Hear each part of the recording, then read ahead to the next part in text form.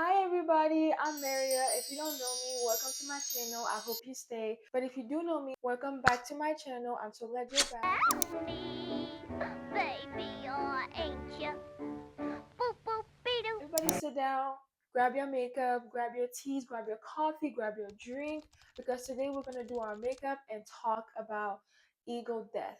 The importance of going through an ego death and why it's important for that to happen in order for you to elevate. And this is coming first experience, okay? I know what I'm talking about because I very much went through that.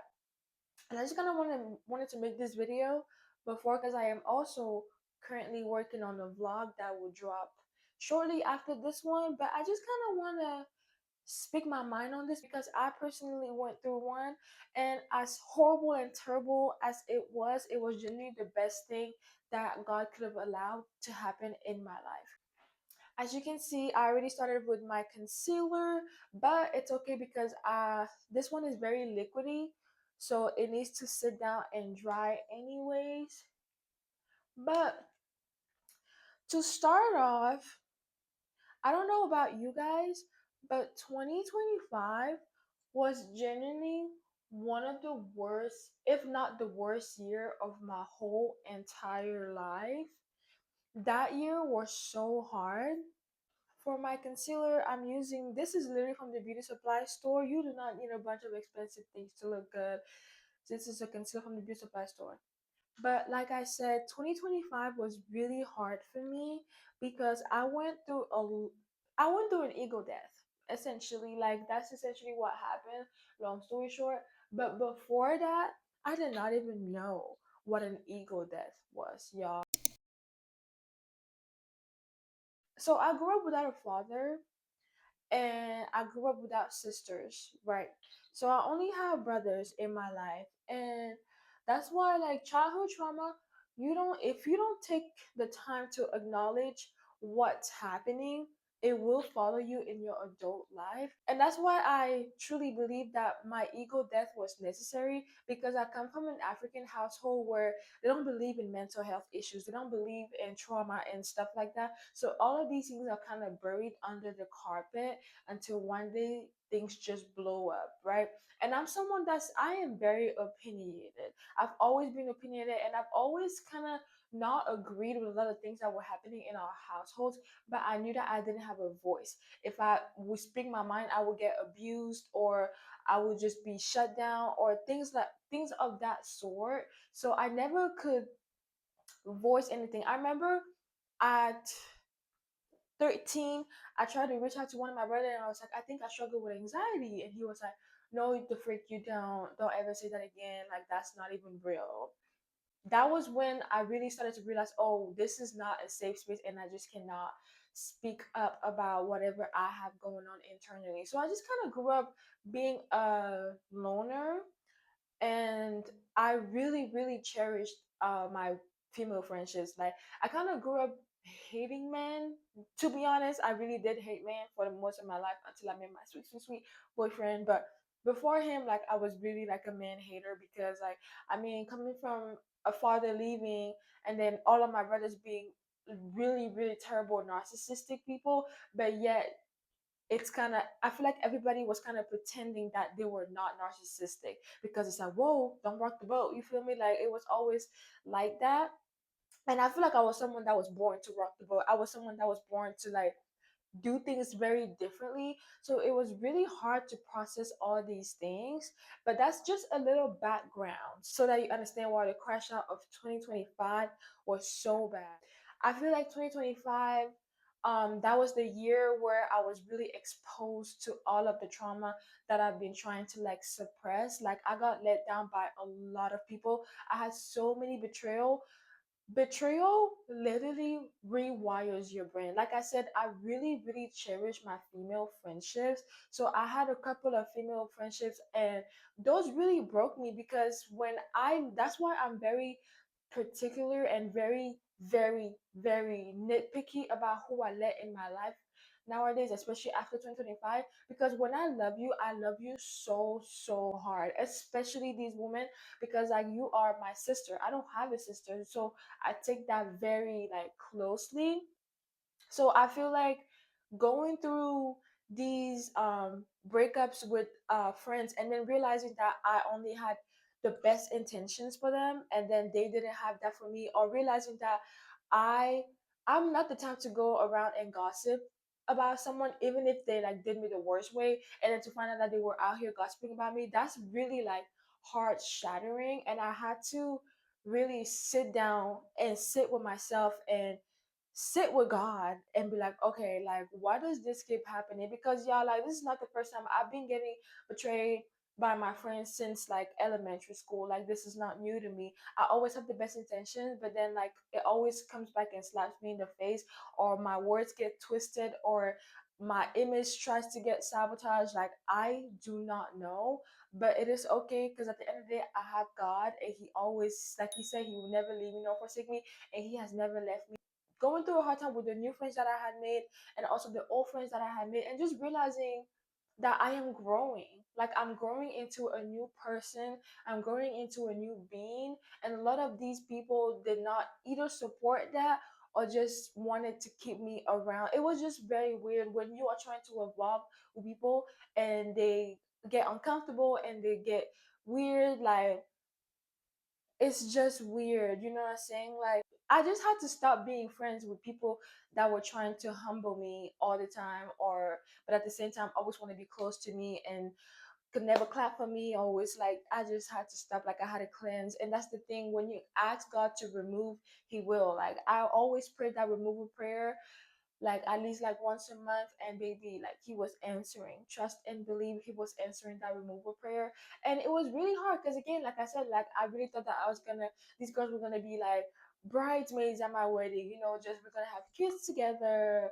And it just didn't happen. Like, that just didn't happen. And it was hard, and I just really had to sit down and be like, okay, because I'm the type that, like, when it comes to like men, maybe one strike and you're out. You can read wrong, and I'll be like, yep, that I because of my view of men and like how I grew up, right?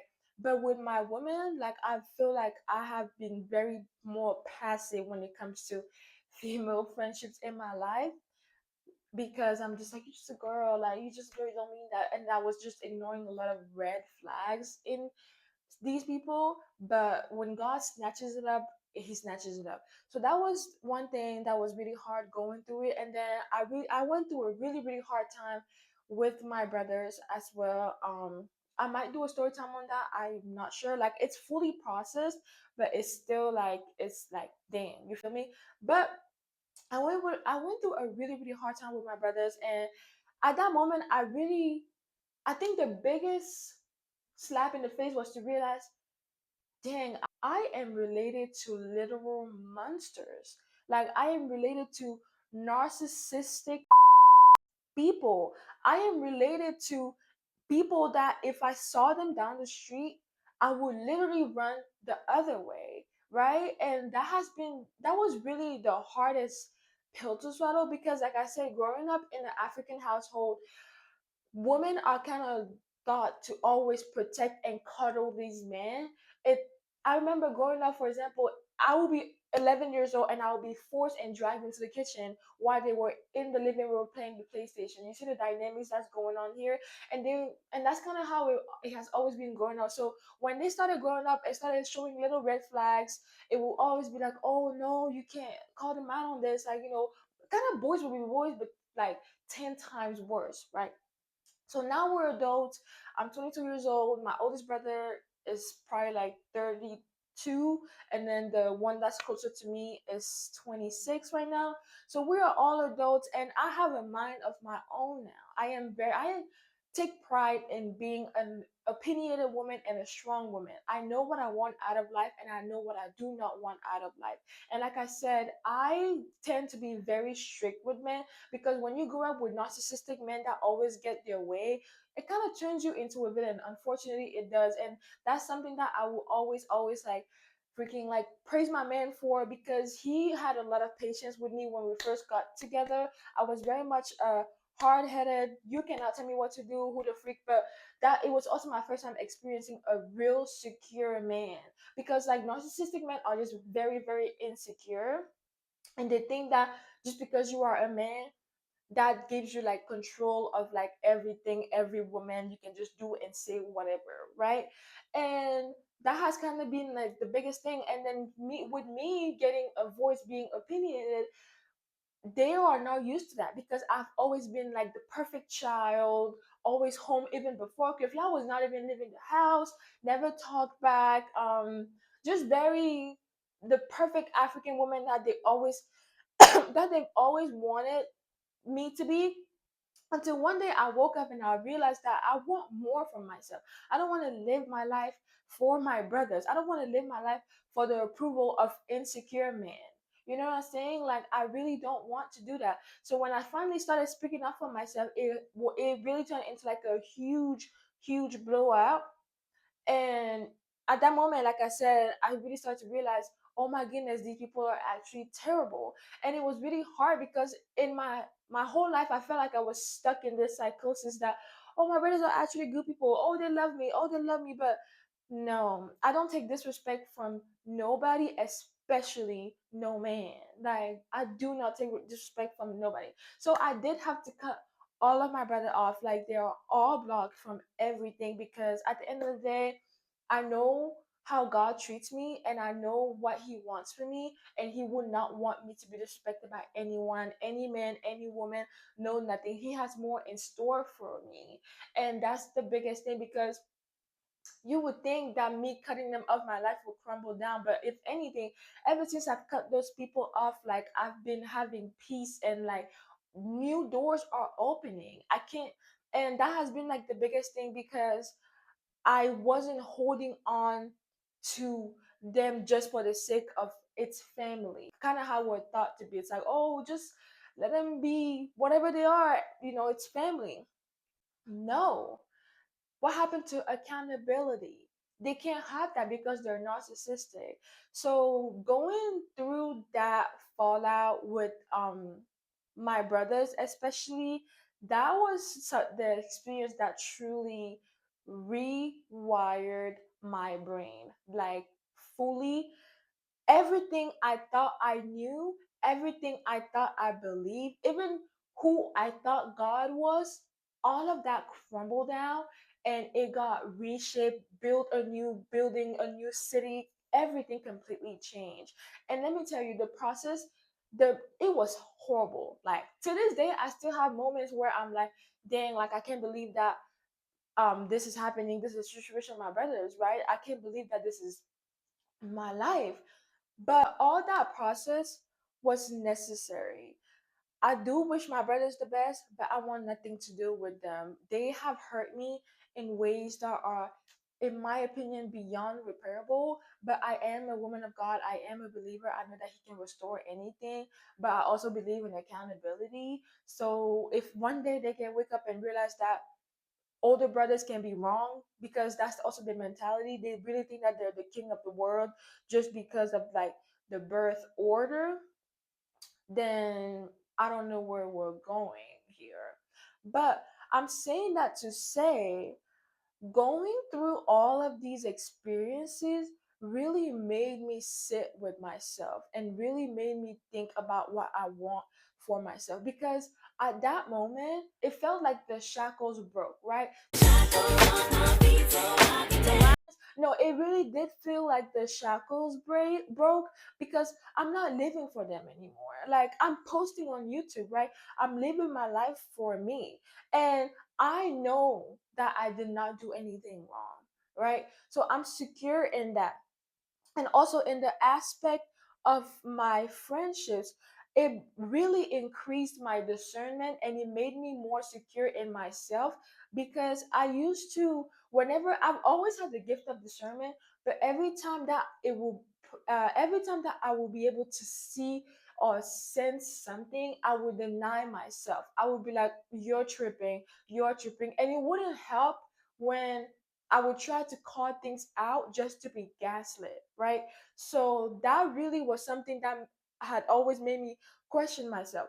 But now that I was able to overcome all these experiences through Christ, I know what I know, and you can't tell me otherwise. You can't tell me anything else, because I know that this discernment, this gut feeling, that's literally just the Holy Spirit whispering in my ear.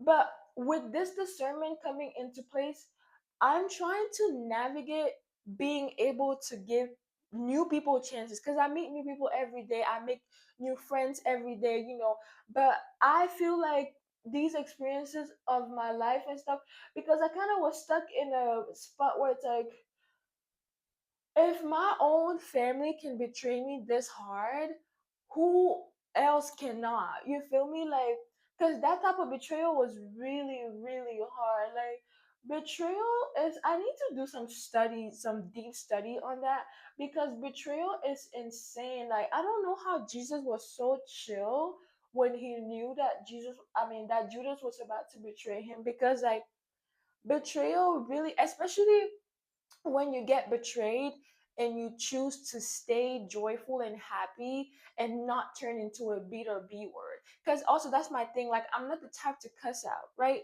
I'm not gonna cuss you out. Like, if we can have a conversation, cool. But if I know you're narcissistic, I'm not gonna try to be gaslit that whole conversation. So I'm the type to just remove myself and never look back, right?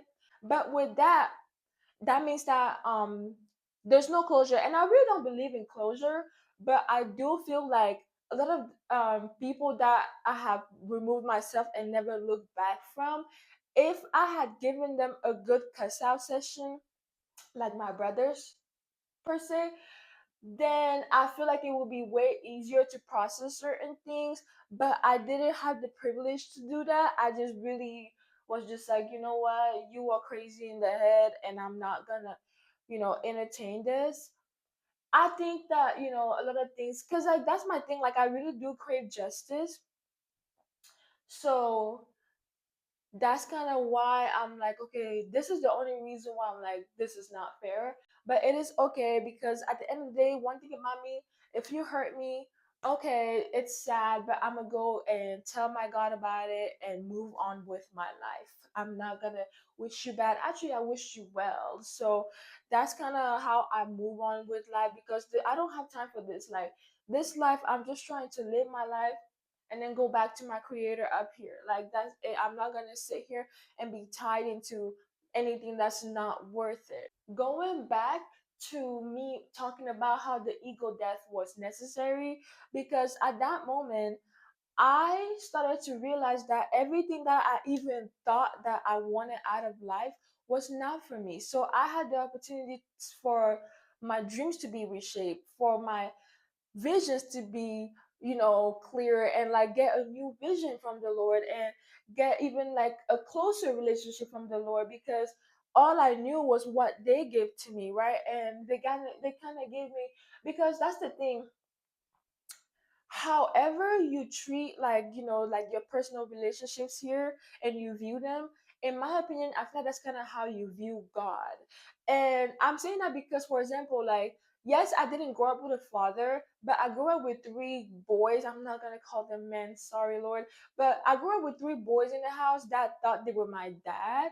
So they would be very punitive, like, no mistakes were allowed, right? So if curfew it's at, let's say, 5 o'clock, and I'm home by like 5:01, I would literally be beaten and abused. And that's kind of how, oh my gosh, don't get emotional, but that's kind of how I started to view my relationship with God.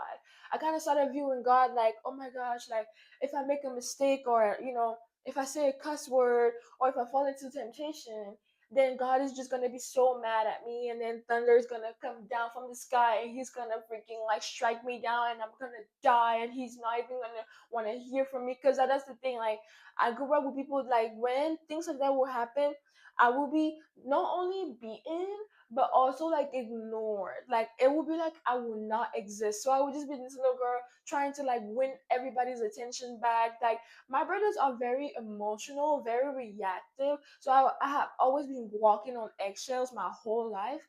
So this fallout that happened in 2025, I'm telling you, it was really just a blessing in disguise. But at the moment, I didn't realize, because I was like, oh, my brothers, like, they're mad at me. But it's like, that's in that moment that I went back to God, because I said, okay, like, the Bible tells us that even if your mother and your father forsakes you, I, the Lord, would never leave you, right? So that or something like that. You know, I'd be paraphrasing the Bible. So that's why I kind of I went back to the Lord, and I really, because I found Christ, or He found me in 2022. That's when I started my walk with Christ. And the walk with Christ, you like I said, it's to walk. You're always walking with Him. It's a relationship. You're always finding out more about Him, and like every single day I just get deeper and deeper in my relationship with Him, right? The God that revealed Himself to me in 2022, He kind of reveals Himself little by little, kind of bit by bit, and I know Him more now than I knew Him in 2022. That's what I'm trying to say. But the God that I know now, now that we have a really, really closer, deeper relationship with each other, His character is so has been revealed to me in ways that I could have never prayed for.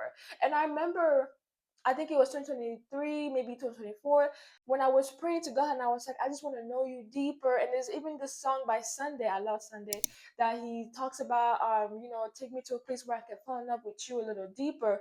And also refiner, refine me. Like these words and these prayers are very deep prayers, because to be able to feel the Lord and to know the Lord, you have to go through some purification. You have to go through some really refining times. And with that, that means that all the paradigms that are in your head, all the beliefs that you created, all the things that were put in your head, it has to be destroyed. It has to be destroyed so that you can know the real thing. Like the old self must die so that the new self can thrive. There's a verse that tells us that you cannot put new wine into old wine skins, because it will literally burst, right? And that's exactly how it is. You really have to die to your old self, die to your old belief, let go of what you thought was true. And that's so hard. If you have been through this, you know what I'm talking about. To let go. And for example, like I love my mom so much. She's always been my queen. But we did hit a rocky road when all of this was happening, because I realized that she's a boy mom in a way, because she was still trying to be like, at the end of the day, if they're your brothers, like accountability was not in her mouth, which is all what I needed. I just needed validation in that moment, and like to hear her kind of defend them in the moment, it was kind of like a slap in the face. Like, wow, like my mom is not perfect, right? And which it's not even fair to think that anyone is perfect. No one is perfect, but it was just that it's just an example of how you really have to destroy these tyrants that are in your mind in order to be able to comprehend just a little bit of God's character. And I'm saying that to say, for going back to how I grew up in a very punitive home where I couldn't make a mistake, it affected my view on how I see God. When all of this crumbled down and I had no one by my side, and I have my man. He's always been here for me. God bless that man a million. Like whatever prayer like God bless him. He's anointed. But I'm saying that aside from him, like I really had nobody, right? And it was really hard to even acknowledge all the efforts that my man was putting in, because like I felt betrayed by like my closest, my own family members, right? So it was just hard.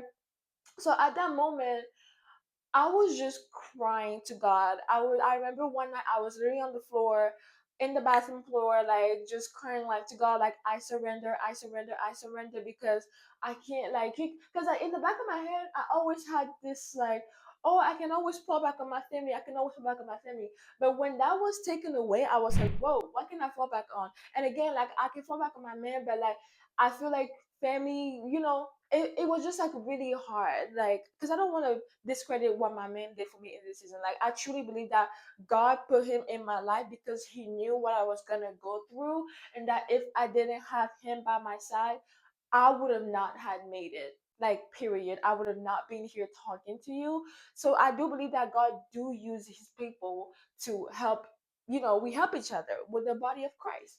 Let me grab my beauty blender. But in that moment, when I was like, because I keep getting sidetracked, when I was left alone by them, y'all, I was crying to God.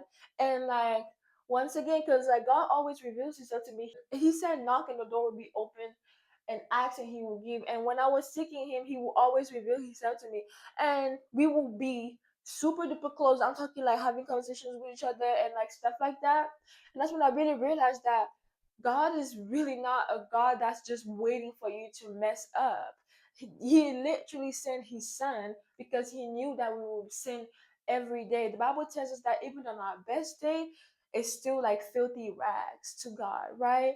So it was really like a soothing moment, and it helped me to get out of this performative life that I always felt like I had to be the perfect girl. And I remember, and I can see now how the Lord used my boyfriend to help me realize these things. Because like I remember I wouldn't even want to cry around him, and he would be like, "It is okay to cry," and he would say little stuff like that would hit so deep. Because like I remember growing up, I would get beaten, and then if I cry, it would be like, stop crying, or I'll give you a reason to cry.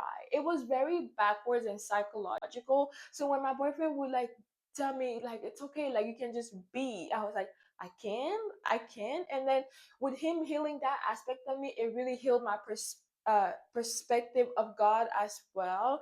And I was really able to be more vulnerable with God and understand like I don't have to be performative when I go and talk to God. I could just go and be like, "Hey God, this is how my day was," and like, you know, how what outfit do you want me to wear today? Just having an actual organic relationship with Him.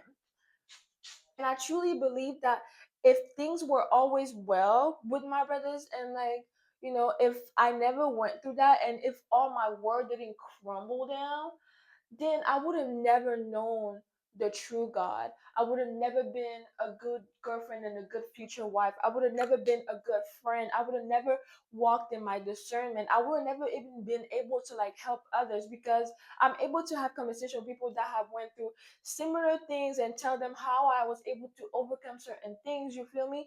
But if I was always living in the lie that, oh, it's okay, then things would have never changed, and I would have never, because I want to be who God wants me to be, and that's my highest self. Like, we're supposed to move from glory to glory, right?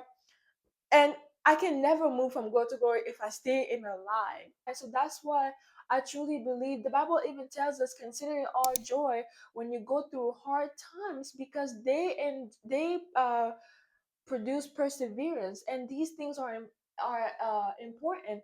The one of the gifts of the Spirit is actually long suffering, right? So these things are so necessary. I'm touching, and I know that I've been focusing a lot on, like, my brothers and stuff, but I really have been focusing on that because the biggest thing that led to my ego death was betrayal from friendship, betrayal from family. That was the main thing that led to um my ego death, because I was like, well, you know, and that was also something that was really hard. I just couldn't understand. Like, I was always very much in delusional land. I was like, well, because I would never think this way about someone, I can't believe I just assumed that someone would never think that way about me. Or because I always have the best intentions for people, I will assume that people will always have the best intentions for me. You feel me? Like, just how people project hate, that's kind of how I was projecting my love and my feeling. Like, I was really in La La Land, and a lot of these things like just woke me up out of that. And it's like, I'm not changing who I am. I'm just guarding my heart. Like, that's my biggest thing. Like, I'm guarding my heart and just moving with like discernment. And I think my biggest thing in this season is to really be like, okay, I want to move with discernment, but I don't want to be paranoid, right? I don't want to be paranoid, because it is important for me to shine my light bright and to, you know, just shine my light. A city set on the hill cannot be hidden. So I cannot hide myself from the people of God, and even the people that don't have light, right? And that's why God really had to like build this firm foundation, because maybe I've been betrayed. I went through it. So much happened, right? And now it's like, okay, I'm not taking things as personal as I used to be, because now I really truly do understand whatever people do to you, that's just simply a projection of what they have going on in their hearts, the unhappiness that they may have, the frustrations that they may have. I'm not saying it's an excuse, but I'm saying that it's a way for you to not take it personally. And that's been something that I have been trying to keep in the back of my mind, because I'm not gonna just sit in my room all day because people have hurt me in the past. No, never that. I still want to go and be the bubbly Mariel that I am. And then if I am that, and then you cannot receive that, I know how to remove myself and move on with my life. You feel me? But I will always be who I am, and I feel like that's been the biggest attack on my life. Is my heart.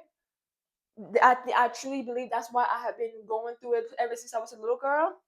If anything, that just shows me that because the devil doesn't attack what's not worth it. So he's just showing me that the Lord is at work in me and I do have something great going on, and I will not be shaken. I will not be, afraid. And that's why it is important for us to stay prayed up, because when you have these things going on, you don't even understand that it could be spiritual warfare. But I kind of wanted to do this quick little video about ego death. I am currently working on the vlog, and I hopefully it will drop by next week latest. Next week latest. So if not this week, then next week latest. But this is just like a hi welcome back to me on my channel, because I have been gone for a while, and I talk about that in my vlog a little bit. And yeah, like I just wanted to share this quick little message that if you are going through it, I'm offering you a different perspective. Do not be so sad moping around of why it's happening to you. Be glad, because something great is being built out of you, and the old bad habits and the old weaknesses are being pruned out of you. So be grateful, and I know it is so much easier said than done. I've been there, but take it from me, please, and think for me. And also, another thing is that it is important for us to understand that healing is not linear. I repeat, healing is not linear. You will feel like you're doing well on top of the world, and then one day you're like, whoa, what the freak, I'm sad, right? That's okay, we're humans. Like, emotions are always going to be fluctuating, especially as women. We have so many phases in our hormones. We have like luteal phase, we have ovulations, we have period. So these things all come into play. So that's why, like, and I also want us to understand it's important for us to not overcomplicate our walk with God. It's literally a relationship, like just a relationship, and an organic relationship, and the relationship that you know that He actually loves you way more than you ever could, and He's just trying to like make sure that you're okay. So stop trying to perform for God. Don't perform for Him. He already sees. All He wants for you is a good heart posture and a trying and a loving heart. He doesn't want you to be perfect. Like, what are we talking about? That don't make no sense. That's it for today. I'll see you next week with a vlog of me navigating my 20s and living in my new life. And I hope to see you there. Bye. Make sure you like, subscribe, and also share. I love you, but Jesus loves you more. Bye. Boop boop be doo. And don't you kinda miss that little bit of bliss?